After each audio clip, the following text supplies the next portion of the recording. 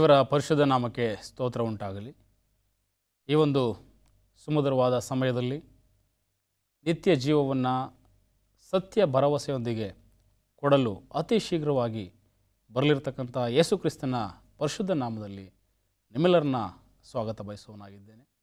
ಈ ಒಂದು hope channel ಮೂಲಕ ಸತ್ಯ ಸಂದೇಶವನ್ನು ಕೇಳಲು ಬಂದಿರತಕ್ಕಂಥ ತಮ್ಮೆಲ್ಲರ ಒಂದು ಸ್ವಾಗತವನ್ನು ನಾವು ದೇವರ ನಾಮದಲ್ಲಿ ಕೋರುವರಾಗಿದ್ದೇವೆ. ಈ ಒಂದು ಸರಣಿಯಲ್ಲಿ ಅಂತ್ಯಕಾಲದ ಸರಣಿಗಳ ಬಗ್ಗೆ ನಾವು ಕಲಿಯುವುದಕ್ಕೆ ಹೋಗ್ತಾ ಇದ್ದೇವೆ. ಅಂತ್ಯಕಾಲದ ಸರಣಿಗಳಲ್ಲಿ ಈ ದಿವಸ ಬಹಳ ವಿಶೇಷವಾಗಿ the sign of the end times, ಈ ಅಂತ್ಯಕಾಲದ ಚಿಹ್ನೆಗಳು ಅಥವಾ ಸೂಚನೆಗಳು ಏನು ಅನ್ನೋದನ್ನು ನಾವು ಕಲಿಯುವಂಥವರಾಗಿದ್ದೇವೆ. ಯಾಕಂತಂದರೆ ನಾವು ಜೀವಿಸ್ತಾ ಇರ್ತಕ್ಕಂಥ ಈ ಸಮಯ ನಿಜವಾಗಿಯೂ ನಾವು ಬಹಳ ಎಚ್ಚೆತ್ತುಕೊಳ್ಬೇಕಾದಂಥ ಸಮಯ. ನಮ್ಮನ್ನು ನಾವು ದೇವರಿಗೆ ಹತ್ತಿರವಾಗಿ ನಾವು ತೆಗೆದುಕೊಂಡು ಹೋಗುವಂಥ ಸಮಯ ಇದಾಗಿದೆ. ಆ ಕಾರಣದಿಂದ ಈ ಅಂತ್ಯಕಾಲದಲ್ಲಿ ನಾವು ಬಹಳ ವಿಶೇಷವಾಗಿ ದೇವರು ಕೊಡ್ತಕ್ಕಂಥ ಒಂದು ಎಚ್ಚರಿಕೆಗಳನ್ನು, ದೇವರ ಎಚ್ಚರಿಕೆ ಸಂದೇಶಗಳನ್ನು ನಾವು ಅರಿತು ಅದರಂತೆ ನಾವು ನಡ್ಕೊಳ್ತಕ್ಕಂಥದ್ದು ಭಾಳ ಮುಖ್ಯ. ಯಾಕಂತಂದರೆ ಈ ಅಂತ್ಯಕಾಲದಲ್ಲಿ ಯೇಸು ಸ್ವಾಮಿ ಸಾಕಷ್ಟು ರೀತಿಯ ಒಂದು ಸೂಚನೆಗಳನ್ನು, ಚಿಹ್ನೆಗಳನ್ನು ನಮಗೆ ಸತ್ಯವೇದದಲ್ಲಿ ತಿಳಿಸ್ಕೊಟ್ಟಿದ್ದಾರೆ. ಸೊ ಇಂಥ ಒಂದು ಸೂಚನೆಗಳನ್ನು ನಾವು ತಿಳ್ಕೊಳ್ಳುವಾಗ, ಇಂಥ ಒಂದು ಚಿಹ್ನೆಗಳನ್ನು ನಾವು ಗಮನಿಸುವಾಗ ನಿಜವಾಗಿಯೂ ಅಂತ್ಯಕಾಲದಲ್ಲಿ ನಾವು ಬಂದು ನಿಂತಿದ್ದೇವೆ, ಬಹಳಷ್ಟು ಜಗತ್ತಿನ ಕಟ್ಟ ಕಡೆಗೆ ನಾವು ತಲುಪಿದ್ದೇವೆ ಅಂತಕ್ಕಂಥ ಒಂದು ವಿಚಾರ ನಮ್ಮ ಮನಸ್ಸಲ್ಲಿ ಬರ್ತದೆ. ದೇವರು ಈ ಅಂತ್ಯಕಾಲಗಳಲ್ಲಿ ನಮಗೆ ತಿಳಿಸುವಂಥ ಅನೇಕ ರೀತಿಯ ಒಂದು ಸತ್ಯತೆಗಳನ್ನು ನಾವು ಈ ಸರಣಿಯ ಸಂದೇಶಗಳಲ್ಲಿ ನಾವು ಕಲಿಯೋಕ್ಕೆ ಹೋಗ್ತಾ ಇದ್ದೇವೆ. ಪ್ರಾರ್ಥನಾಪೂರ್ವಕವಾಗಿ ಈ ಒಂದು ಸಂದೇಶವನ್ನು ನಾವು ಪ್ರಾರಂಭಿಸುವಾಗೆ ನಿಮ್ಮೆಲ್ಲರಲ್ಲಿ ತಲೆಗಳನ್ನು ಬಾಗಿಸಿ ನಾವು ಪ್ರಾರ್ಥನೆ ಮಾಡೋಣ. ನಮ್ಮನ್ನು ಬಹಳವಾಗಿ ಪ್ರೀತಿಸುವಂಥ ಪರಲೋಕದ ತಂದೆಯೇ, ಈ ಒಂದು ಸಮಯದಲ್ಲಿ ಅಂತ್ಯಕಾಲಕ್ಕೆ ನೇಮಕವಾಗಿರ್ತಕ್ಕಂಥ ಹಲವಾರು ಸತ್ಯಗಳನ್ನು ನಾವು ಕಲಿಯುವಂಥ ಸಂದರ್ಭದಲ್ಲಿ ಸ್ವಾಮಿ, ನಿನ್ನ ಪರಲೋಕ ರಾಜ್ಯದ ಜ್ಞಾನ ತಿಳುವಳಿಕೆಯನ್ನು ನಮಗೆ ದಯಪಾಲಿಸಿರಿ. ನಿನ್ನ ಆತ್ಮನ ಸಹಾಯ ನಮ್ಮೊಟ್ಟಿಗಿದ್ದು ನಾವು ತಿಳ್ಕೊಳ್ಬೇಕಂತ ಸತ್ಯ ಸಂಗತಿಗಳನ್ನು ನಿನ್ನ ಪರಲೋಕ ರಾಜ್ಯದ ತಿಳುವಳಿಕೆ ಜ್ಞಾನದ ಮೂಲಕ ತಿಳ್ಕೊಳ್ಳುವಂತೆ ಸಹಾಯ ಮಾಡಬೇಕೆಂಬುದಾಗಿ ಕ್ರಿಸ್ತನ ಹೆಸರು ಬೇಡ್ಕೊಳ್ತೇನೆ ತಂದೆ, ಆಮೇಲೆ. ಭಕ್ತನಾದಂಥ ದಾನಿಯೇಲನಿಗೆ ದೇವರು ಆತನು ಆ ಒಂದು ಪುಸ್ತಕವನ್ನು ಬರೆದಂಥ ಸಂದರ್ಭದಲ್ಲಿ ಇದನ್ನು ನೀನು ಮುಚ್ಚಿ ಮುದ್ರೆ ಹಾಕು, ಯಾಕಂತಂದರೆ ಈ ಒಂದು ಪುಸ್ತಕ ಅಂತ್ಯಕಾಲಕ್ಕೋಸ್ಕರ ಅದು ನೇಮಕವಾಗಿದೆ ಎಂಬುದಾಗಿ ದೇವರು ಹೇಳುವಂಥ ಅನೇಕ ರೀತಿಯ ಒಂದು ಸತ್ಯವನ್ನು ದಾನಿಯೇಲನು ಅದನ್ನು ಅರಿತುಕೊಂಡು ಆ ಒಂದು ಪುಸ್ತಕವನ್ನು ಮುದ್ರೆ ಹಾಕುವಂತ ನೋಡ್ತೇವೆ. ಆದರೆ ಇವತ್ತು ಈ ಅಂತ್ಯಕಾಲದಲ್ಲಿ ಜೀವಿಸ್ತಕ್ಕಂಥ ನಮಗೆ ಆ ಒಂದು ಪುಸ್ತಕ ತೆರೆಯಲ್ಪಟ್ಟಿದೆ. ದೇವರು ಆ ಒಂದು ಪುಸ್ತಕವನ್ನು ತೆರೆದು ಇವತ್ತು ಅದರ ಅನೇಕ ಸತ್ಯಾಂಶಗಳನ್ನು ದೇವರು ಇವತ್ತು ನಮಗೆ ಕಲಿಸಿಕೊಳ್ಳಲಿಕ್ಕೆ ದೇವರು ತಯಾರಿಯಾಗಿದ್ದಾರೆ. ಆ ಕಾರಣದಿಂದ ಈ ಒಂದು ಸರಣಿಯಲ್ಲಿ ದೇವರು ಇವತ್ತು ಯಾವ ಒಂದು ವಿಚಾರಗಳನ್ನ ಅಂತ್ಯಕಾಲದಲ್ಲಿ ಕಲಿತಾ ಇದ್ದೇವೆ, ಈ ಒಂದು ಅಂತ್ಯಕಾಲ ಅಂದರೆ ಏನು, ಅಂತ್ಯಕಾಲದಲ್ಲಿ ಯಾವ ಒಂದು ಘಟ್ಟಕ್ಕೆ ನಾವು ಬಂದು ನಿಂತಿದ್ದೇವೆ, ಅನೇಕ ವಿಚಾರಗಳನ್ನು ನಾವು ಈ ಸರಣಿಯಲ್ಲಿ ಕಲಿತೇವೆ. ಅದರಲ್ಲೂ ಭಾಳ ಮುಖ್ಯವಾಗಿ ಒಂದು ಸಾರಿ ಯೇಸುಸ್ವಾಮಿಯ ಶಿಷ್ಯರು ಯೇಸುಸ್ವಾಮಿಗೆ ಒಂದು ಪ್ರಶ್ನೆಯನ್ನು ಮಾಡುವಂಥವರಾಗಿದ್ದಾರೆ. ನಮ್ಮ ಸತ್ಯವೇದದಲ್ಲಿ ಮತ್ತಾಯನ ಸುವಾರ್ತೆ 24 ನಮ್ಮ ಸತ್ಯವೇದವನ್ನು ನಾವು ತಿರುಗಿಸೋದಾದರೆ 3ನೇ ವಚನದಲ್ಲಿ ಈ ರೀತಿಯಾಗಿ ಹೇಳ್ತದೆ, ಬಳಿಕ ಆತನು ಎಣ್ಣೆಯ ಮರಗಳ ಗುಡ್ಡದ ಮೇಲೆ ಕೂತಿದ್ದಾಗ ಶಿಷ್ಯರು ಆತನ ಬಳಿಗೆ ಪ್ರತ್ಯೇಕವಾಗಿ ಬಂದು, ಅದು ಯಾವಾಗ ಆಗುವುದು, ನೀನು ಪ್ರತ್ಯಕ್ಷನಾಗುವುದಕ್ಕೂ ಯುಗದ ಸಮಾಪ್ತಿಗೂ ಸೂಚನೆ ಏನು, ನಮಗೆ ಹೇಳು ಅನ್ನಲು ಯೇಸು ಅವರಿಗೆ ಉತ್ತರವಾಗಿ ಹೇಳಿದ್ದೇನೆಂದರೆ, ಯೇಸು ಸ್ವಾಮಿಯ ಶಿಷ್ಯರಲ್ಲಿ ಬಹಳ ಒಂದು ಗಲಿಬಿಲಿಯ ವಾತಾವರಣ ಇದೆ. ಅವರು ಯೇಸು ಸ್ವಾಮಿಗೆ ಕೇಳ್ತಾ ಇದ್ದಾರೆ, ಅಂತ್ಯಕಾಲ ಯಾವಾಗ ಬರ್ತದೆ, ಅದರ ಸೂಚನೆಗಳೇನು, ಅದರ ಚಿಹ್ನೆಗಳೇನು ಎಂಬುದಾಗಿ ಯೇಸು ಸ್ವಾಮಿಯ ಒಂದು ಪ್ರಶ್ನೆ ಮಾಡುವಂಥವರಾಗಿದ್ದಾರೆ. ಅದಕ್ಕೆ ಯೇಸು ಸ್ವಾಮಿ ಉತ್ತರವಾಗಿ ಅನೇಕ ಸೂಚನೆಗಳನ್ನು ತಿಳಿಸ್ಕೊಡ್ತಾರೆ. ಇವತ್ತು ಇದು ಕೇವಲ ಶಿಷ್ಯರಿಗೆ ಮಾತ್ರ ಅಲ್ಲ, ಇವತ್ತು ಅಂತ್ಯಕಾಲದಲ್ಲಿ ನಿಂತಿರ್ತಕ್ಕಂಥ ನಾವುಗಳು ಈ ಒಂದು ಸೂಚನೆಗಳನ್ನ, ಚಿಹ್ನೆಗಳನ್ನು ನೋಡುವಂಥ ಸಂದರ್ಭದಲ್ಲಿ ಜಾಗತಿಕವಾಗಿ ಜಗತ್ತಿನ ಒಂದು ಮಟ್ಟದಲ್ಲಿ ಈ ಸೂಚನೆಗಳು ಯಾವ ರೀತಿಯಲ್ಲಿ ನೆರವೇರ್ತಾ ಬಂದಿದೆ, ಪ್ರವಾದನೆಯಲ್ಲಿ ಹೇಳಿರ್ತಕ್ಕಂಥ ಮಾತುಗಳು, ಯೇಸು ಸ್ವಾಮಿ ಹೇಳಿರ್ತಕ್ಕಂಥ ಚಿಹ್ನೆಗಳು ಅನೇಕ ರೀತಿಯಲ್ಲಿ ಅದು ಇವತ್ತು ಸಮಾಜದಲ್ಲಿ ಅಥವಾ ಪ್ರಪಂಚದಲ್ಲಿ ನಡೀತಾ ಇರ್ತಕ್ಕಂಥ ನಾವು ನೋಡ್ತೇವೆ. ಆ ಕಾರಣದಿಂದ ಕೆಲವು ಚಿಹ್ನೆಗಳನ್ನು ನಾವು ಈ ಮತ್ತಾಯನ ಸುವಾರ್ತೆ 14ನೇ ಅಧ್ಯಾಯದಿಂದ ನಾವು ಕಲಿಯೋದಕ್ಕೆ ನಾವು ಹೋಗ್ತಾ ಇದ್ದೇವೆ. ಸೊ ಸತ್ಯವೇದವನ್ನು ನಾವು ಮತ್ತಾಯನ ಸುವಾರ್ತೆ 24ನೇ ಅಧ್ಯಾಯ 6ನೇ ವಚನಕ್ಕೆ ನಾವು ತಿರುಗಿಸುವಾಗ, ಇದಲ್ಲದೆ ಯುದ್ಧಗಳಾಗುವುದನ್ನು, ಯುದ್ಧವಾಗುವ ಹಾಗಿದೆ ಎಂಬ ಸುದ್ದಿಗಳನ್ನು ನೀವು ಕೇಳಬೇಕಾಗಿರುವುದು, ಕಳವಳ ಪಡದಂತೆ ನೋಡಿಕೊಳ್ಳಿರಿ, ಯಾಕಂದರೆ ಹಾಗಾಗುವುದು ಅಗತ್ಯ. ಜನಕ್ಕೆ ವಿರೋಧವಾಗಿ ಜನವು, ರಾಜ್ಯಕ್ಕೆ ವಿರೋಧವಾಗಿ ರಾಜ್ಯವು ಏಳುವವು, ಅಲ್ಲಲ್ಲಿ ಬರಗಳು ಬರುವವು, ಭೂಕಂಪಗಳು ಆಗುವವು. ಇವೆಲ್ಲ ನೂತನ ಕಾಲವು ಹುಟ್ಟುವ ಪ್ರಸವ ವೇದನೆಯ ಪ್ರಾರಂಭ. ನೋಡಿ, ಯೇಸು ಸ್ವಾಮಿ ಇಂಥ ಒಂದು ಸೂಚನೆಗಳನ್ನ ನಮಗೆ ಕೊಡ್ತಾ ಇದ್ದಾರೆ. ಈ ಒಂದು ಜಗತ್ತು ಅಂತ್ಯದಲ್ಲಿ ಅನೇಕ ರೀತಿಯ ಒಂದು ಸಂಕಷ್ಟದ ದಿವಸಗಳನ್ನು ನೋಡಬೇಕಾಗ್ತದೆ.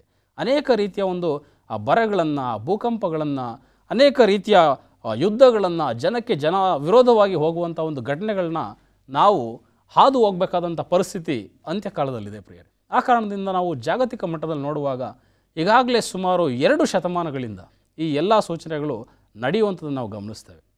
1700ನೇ ಇಸವಿಯಿಂದ ಹಿಡಿದು ಇಲ್ಲಿವರೆಗೂ ಅನೇಕ ಯುದ್ಧಗಳು ಈ ಜಗತ್ತಲ್ಲಿ ನಡೆದಿದೆ. ಚರಿತ್ರೆಕಾರರು ಹೇಳ್ತಾರೆ, ಈ 2 ಶತಮಾನಗಳಲ್ಲಿ ನಡೆದಷ್ಟು ರಕ್ತಪಾತ ಯುದ್ಧಗಳು ಹಿಂದೆ ಎಲ್ಲೂ ಕೂಡ ಅದು ಆಗಿರಲಿಲ್ಲ ಎಂಬುದಾಗಿ. ಸೊ ಇಂಥ ಒಂದು ಘಟನೆಗಳನ್ನ ನೋಡುವಾಗ ನಾವು ನಿಜವಾಗಿಯೂ ಈ ಅಂತ್ಯಕಾಲದಲ್ಲಿ ನಾವು ನಿಂತಿದ್ದೇವೆ ಅಂತಕ್ಕಂಥದ್ದನ್ನ ನಾವು ಮನನ ಮಾಡಿಕೊಳ್ಬೇಕು. ಅದರಲ್ಲೂ ಭಾಳ ಮುಖ್ಯವಾಗಿ ಯುದ್ಧಗಳ ವಿಚಾರಕ್ಕೆ ನಾವು ಬರೋದಾದರೆ, ಪ್ರಪಂಚದ ಯುದ್ಧಗಳು, ಮೊದಲನೇ ಪ್ರಪಂಚ ಯುದ್ಧ ಹಾಗೂ 2ನೇ ಪ್ರಪಂಚ ಯುದ್ಧವನ್ನು ಬಹಳ ಮುಖ್ಯವಾಗಿ ನಾವು ಪರಿಗಣಿಸ್ತೇವೆ. ಅದರಲ್ಲಿ ಮೊದಲನೇ ಪ್ರಪಂಚ ಯುದ್ಧ 1914ರಿಂದ 1918ರವರೆಗೆ 4 ವರ್ಷಗಳು ಯುದ್ಧ ನಡೆಯುವಂಥ ನೋಡ್ತೇವೆ.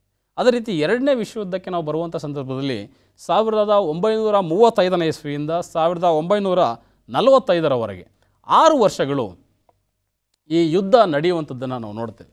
ಈ 2ನೇ ಮಹಾಯುದ್ಧದಲ್ಲಿ ಪ್ರಪಂಚದಲ್ಲಿ ಮೊದಲನೇ ಬಾರಿಗೆ ಒಂದು ಅಣುಬಾಂಬನ್ನು ಸ್ಫೋಟಕ ಮಾಡುವಂಥ ಒಂದು ಘಟನೆ ಕೂಡ ನಡೀತದೆ. ಸೊ ಆ ಮಟ್ಟಕ್ಕೆ ಈ 2 ಯುದ್ಧಗಳು ನಡೆದು ಅನೇಕ ಕೋಟ್ಯಂತರ ಜನರು ಈ ಯುದ್ಧದಲ್ಲಿ ಮರಣವನ್ನು ಹೊಂದ್ತಾರೆ. ಅನೇಕ ಜನರು ನಿರಾಶ್ರಿತರಾಗ್ತಾರೆ. ಅನೇಕ ದೇಶಗಳು ಆರ್ಥಿಕ ಬಿಕ್ಕಟ್ಟನ್ನು ಎದುರಿಸಬೇಕಾದಂಥ ಪರಿಸ್ಥಿತಿ ಬರ್ತದೆ. ಸೊ ಇಂಥ ಒಂದು ಭಾಳ ಭಯಂಕರವಾದ ಸೂಚನೆಗಳನ್ನು 2000 ವರ್ಷಗಳ ಹಿಂದೆ ಯೇಸು ಕ್ರಿಸ್ತನು ತನ್ನ ಶಿಷ್ಯರಿಗೆ ತಿಳಿಸುವಂಥ ನೋಡ್ತೇವೆ. ಸೊ ಇಂಥ ಒಂದು ಸಂಗತಿಗಳನ್ನು ನೀವು ಕೇಳುವಾಗ, ಇಂಥ ಘಟನೆಗಳನ್ನು ನೀವು ನೋಡುವಂಥ ಸಂದರ್ಭದಲ್ಲಿ ನಿಜವಾಗಿಯೂ ಇದು ಅಂತ್ಯಕಾಲ ಎಂಬುದನ್ನು ನೀವು ತಿಳ್ಕೊಳ್ರಿ ಎಂಬುದಾಗಿ ಯೇಸು ಸ್ವಾಮಿ ತನ್ನ ಶಿಷ್ಯರಿಗೆ ವಿವರಣೆಯನ್ನು ಕೊಡ್ತಾ ಇದ್ದಾರೆ. ಅದರ ಜೊತೆಗೆ ಇನ್ನೂ ಒಂದು ಮುಖ್ಯವಾದ ಅಂಶವನ್ನು ನಾವು ಗಮನಿಸ್ಬೋದು. 29ನೇ ವಚನದಲ್ಲಿ, ಅದೇ ಮತ್ತಾಯನ ಸುವಾರ್ತೆ 24ನೇ ಅಧ್ಯಾಯ 29ನೇ ವಚನದಲ್ಲಿ ಈ ರೀತಿಯಾಗಿ ಹೇಳ್ತದೆ, ಆ ದಿನಗಳ ಸಂಕಟವು ತೀರಿದ ಕೂಡಲೇ ಸೂರ್ಯನು ಕತ್ತಲಾಗಿ ಹೋಗುವನು, ಚಂದ್ರನು ಬೆಳಕು ಕೊಡದೇ ಇರುವನು, ನಕ್ಷತ್ರಗಳು ಆಕಾಶದಿಂದ ಉದುರುವವು. ಎಂಥ ಒಂದು ಆಶ್ಚರ್ಯಕರವಾದ ಪ್ರಾಕೃತಿಕ ಉತ್ಪಾತಗಳಿದು. ಆದರೆ ಮುಂದೆ ಇದು ನಡೀತದೆ ಎಂಬುದಾಗಿ ನಾವು ನೆನೆಸೋದಾದರೆ, ಇದು ಈಗಾಗಲೇ ಈ ಒಂದು ಘಟನೆಗಳು ನಡೆದಿರ್ತಕ್ಕಂಥದ್ದನ್ನು ನಾವು ಚರಿತ್ರೆಯಲ್ಲಿ ಕಾಣ್ಬೋದು. ನಮ್ಮ ಒಂದು ಚರಿತ್ರೆಯಲ್ಲಿ ನಾವು ನೋಡೋದಾದರೆ, ಮೇ 19ನೇ ತಾರೀಕು 1780ರಲ್ಲಿ ಸೂರ್ಯನು ಕಪ್ಪಾಗುವಂಥ ಒಂದು ಘಟನೆ ನಡೀತದೆ. ವಿಚಿತ್ರವಾದಂಥ ಘಟನೆ. ಜನರೆಲ್ಲರೂ ಆ ಒಂದು ಘಟನೆಯನ್ನು ನೋಡಿ ಭಯಭೀತರಾಗ್ತಾರೆ. ಸೊ ಮತ್ತು ಮುಂದೆ ನವೆಂಬರ್ 8ನೇ ತಾರೀಕು 1920ನೇ ಇಸ್ವಿಯಲ್ಲಿ ಚಂದ್ರನು ಒಂದು ಕೆಂಪಾಗುವಂಥ ಒಂದು ವಿಲಕ್ಷಣವನ್ನು ಜಗತ್ತು ನೋಡ್ತದೆ. ಅದೇ ರೀತಿ ನವೆಂಬರ್ 13ನೇ ತಾರೀಕು 1833ನೇ ಇಸ್ವಿಯಲ್ಲಿ ನಕ್ಷತ್ರಗಳು ಭೂಮಿಗೆ ಬೀಳುವಂಥ ಒಂದು ಘಟನೆ. ಸೊ ಈ ಎಲ್ಲ ಘಟನೆಗಳನ್ನ ಜನರು ನೋಡುವಂಥ ಸಂದರ್ಭದಲ್ಲಿ ಇದರ ಒಂದು ಅರ್ಥಗಳೇನು, ಯಾಕೆ ಈ ಥರ ಪ್ರಕೃತಿ ಭಾಳ ವಿಲಕ್ಷಣವಾಗಿ ವರ್ತನೆ ಮಾಡ್ತಾ ಇದೆ ಎಂಬುದಾಗಿ ನೆನೆಸಿದರು. ಆದರೆ 2000 ವರ್ಷಗಳ ಹಿಂದೆ ಯೇಸು ಸ್ವಾಮಿ ಈ ಎಲ್ಲ ಘಟನೆಗಳನ್ನು ಬಹಳ ವಿವರಣೆಯನ್ನು ಕೊಡುವಂಥದ್ದು ನಾವು ನೋಡ್ತೇವೆ. ಈ ಘಟನೆಗಳು ನಡೆಯುವಂಥ ಸಂದರ್ಭದಲ್ಲಿ ನೀವೇನು ಮಾಡಿರಿ, ಇದು ಜಗತ್ತಿನ ಅಂತ್ಯ ಎಂಬುದನ್ನು ನೀವು ತಿಳ್ಕೊಳ್ರಿ. ಮತ್ತು ಮುಂದೆ ವಾಕ್ಯ ಹೇಳ್ತದೆ 32ನೇ ವಚನದಲ್ಲಿ, ಅಂಜೂರದ ಮರದ ದುಷ್ಟಾಂತದಿಂದ ಬುದ್ಧಿ ಕಲಿಯಿರಿ, ಅದರ ಕೊಂಬೆ ಇನ್ನೂ ಎಳೆಯದಾಗಿದ್ದು ಎಲೆ ಬಿಡುವಾಗ ಬೇಸಿಗೆಯು ಹತ್ತಿರವಾಯಿತೆಂದು ತಿಳ್ಕೊಳ್ಳುತ್ತಿರಲ್ಲ, ಹಾಗೆಯೇ ನೀವು ಸಹ ಇದನ್ನೆಲ್ಲ ನೋಡುವಾಗ ಆ ದಿನವು ಹತ್ತಿರವದೆ, ಬಾಗಿಲಲ್ಲೇ ಅದೇ ಎಂದು ತಿಳ್ಕೊಳ್ಳಿರಿ.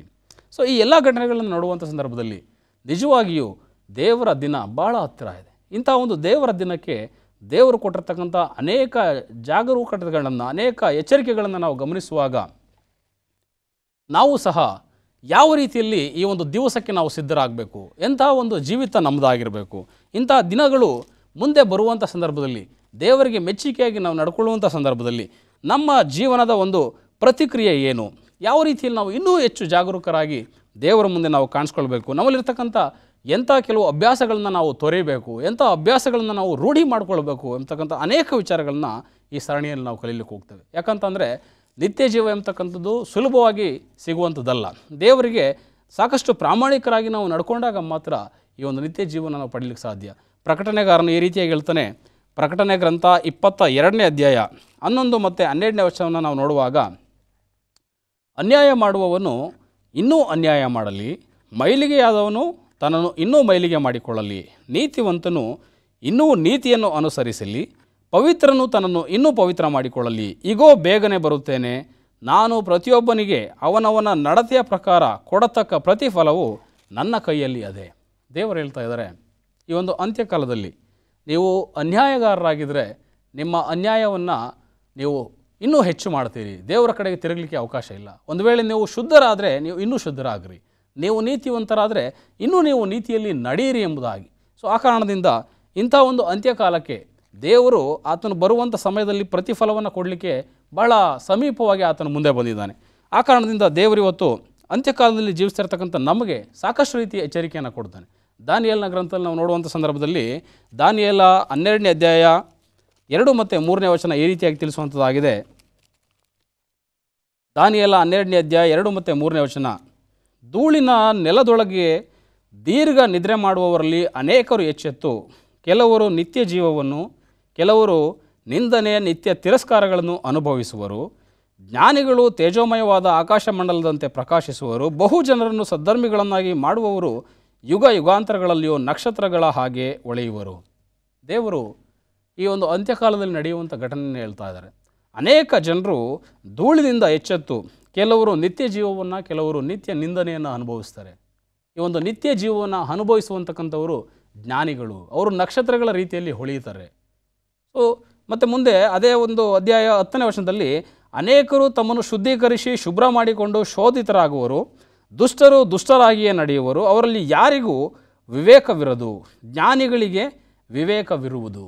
ನೋಡ್ರಿ, ಅನೇಕರು ತಮ್ಮನ್ನು ಶುದ್ಧ ಮಾಡಿಕೊಂಡು ಒಂದು ಶುದ್ಧತೆಯಲ್ಲಿ ನಡೀಲಿಕ್ಕೆ ಪ್ರಯತ್ನವನ್ನು ಪಡ್ತಾ ಇದ್ದಾರೆ. ಆ ಕಾರಣದಿಂದ ಇವತ್ತು ನಾವುಗಳು ಇಂಥ ಒಂದು ಶುದ್ಧತೆಯನ್ನು ನಾವು ಬಯಸೋದಾದರೆ ಮಾತ್ರ ದೇವರ ಒಂದು 2ನೇ ಬರಣದಲ್ಲಿ ಆತನ ಸಂಗಡ ನಾವು ಆತನ ಜೊತೆಯಲ್ಲಿ ನಾವು ನಿಂತ್ಕೊಳ್ಳಿಕ್ಕೆ ಸಾಧ್ಯವಾಗ್ತದೆ ಪ್ರಿಯರೇ.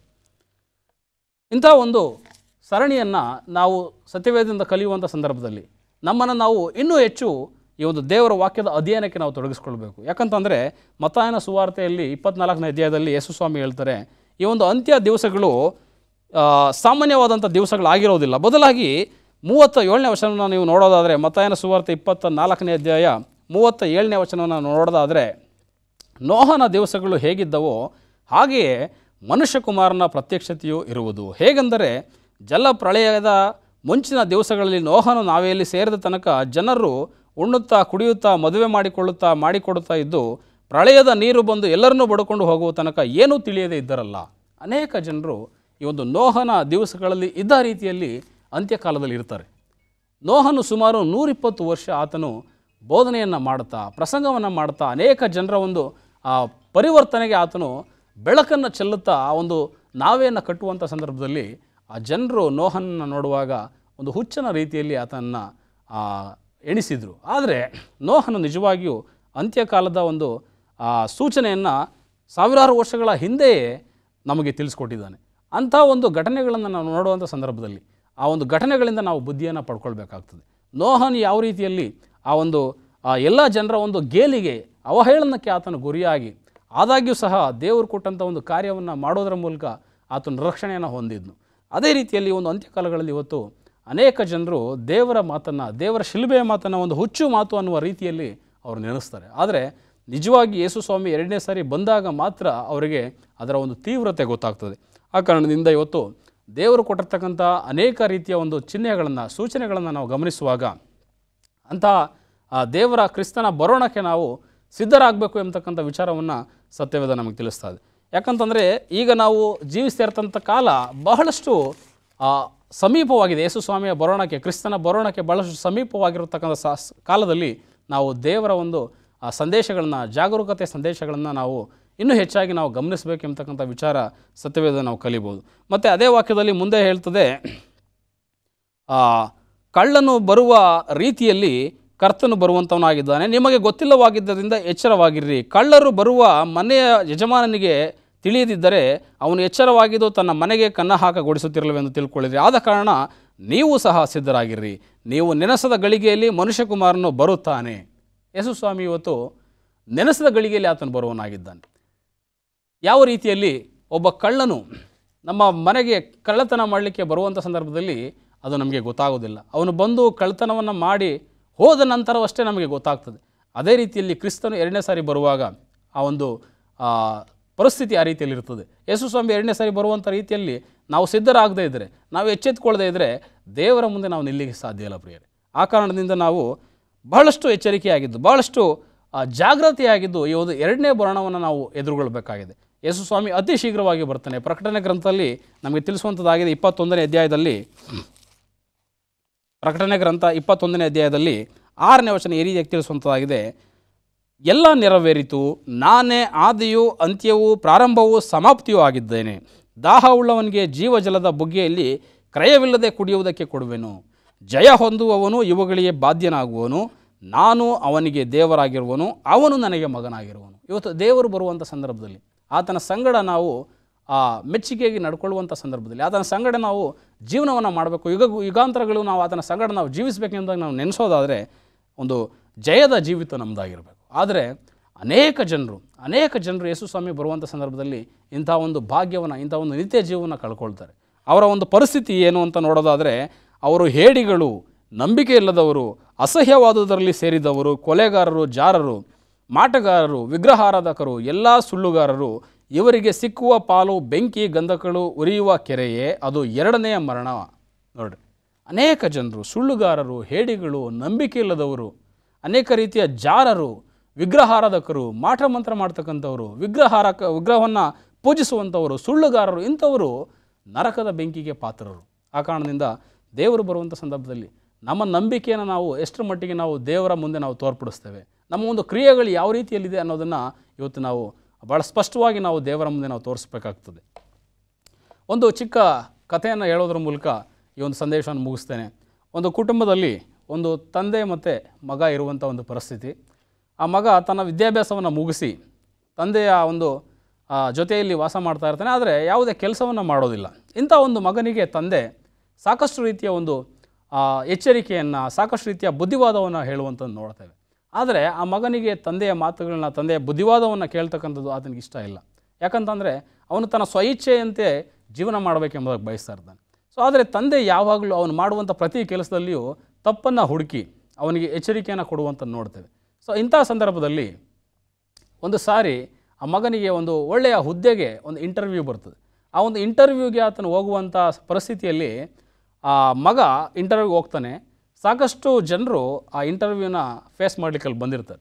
ಸೊ ಅಂಥ ಸಂದರ್ಭದಲ್ಲಿ ಎಲ್ಲರೂ ಇಂಟರ್ವ್ಯೂಗೆ ಹೋಗಿ ಅದನ್ನು ಮುಗಿಸಿ ಹೊರಗಡೆ ಬರ್ತಾ ಇರ್ತಾರೆ, ಆದರೆ ಈತನ ಕರೆಯೋದಿಲ್ಲ. ಎಲ್ಲರೂ ಹೋಗಿ ಮುಗಿಸ್ಕೊಂಡು ಬರ್ತಾರೆ. ಕೊನೆಯದಾಗಿ ಈ ಹುಡುಗ ಕೂತಿರ್ತಾನೆ.